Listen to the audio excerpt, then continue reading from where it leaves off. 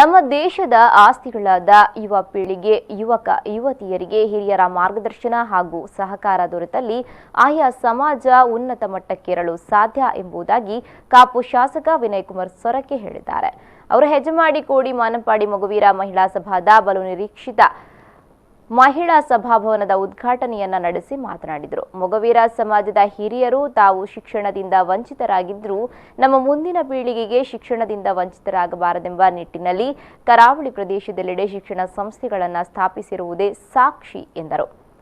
ಆ ಸಮಾಜ ಯುವಕಿಯರನ್ನಕ್ಕಲು ಮಹಿಳೆಯರನ್ನಕ್ಕಲು ಅಕ್ಕಲಿಗೆ ಸರಿಯಾದ ರೀತಿಯ ಮಾರ್ಗದರ್ಶನ ಅಕ್ಕಲಿಗೆ ಸರಿಯಾದ ರೀತಿಯ ಒಂದು ಸಹಕಾರ ಇತ್ತನ ಮಾತ್ರ ಆ ಸಮಾಜ ದುಂಬರ ಅವಕಾಶ. ಯಾನ್ ಈ ಸಂದರ್ಭ ಈ ಪರಿಸರ ತೂಯಿನಂಚಿನ ಸಂದರ್ಭಗಳು ಮೊಗವೀರ ಸಂಘಟನೆ ಆದ ಒಂದು ಎಡ್ಡೆ ಸಂಘಟನೆ ಬೇತೆ ವಾ ಸಮಾಜದ ಉಲೈಚಿ ಭಾರಿ ಹಿರಿಯರ ನಕಲು ಭಾರಿ ಕ್ರಮದ ಒತ್ತು ಆತ.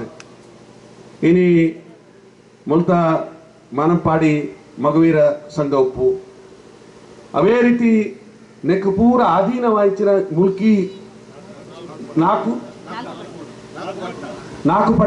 ಸಂಘಟನೆ ಒಂದು ರೀತಿ ಒಂದು ಹೈಕೋರ್ಟು ಸೆಷನ್ ನ್ಯಾಯಾಲಯ ಹೈಕೋರ್ಟು ಇಂಚಪುರ ಇತ್ತಲೆ ಕೊನೆ ಭಾರಿ ವ್ಯವಸ್ಥಿತವಾಂಚಿನ ಸಂಘಟನೆ. ಈ ಸಂದರ್ಭ ಸಭಾಧ್ಯಕ್ಷತೆಯನ್ನ ಮಹಿಳಾ ಸಭಾದ ಅಧ್ಯಕ್ಷೆ ವಿನೋದ ಸಿ ಬಂಗೇರ ವಹಿಸಿದ್ದರು.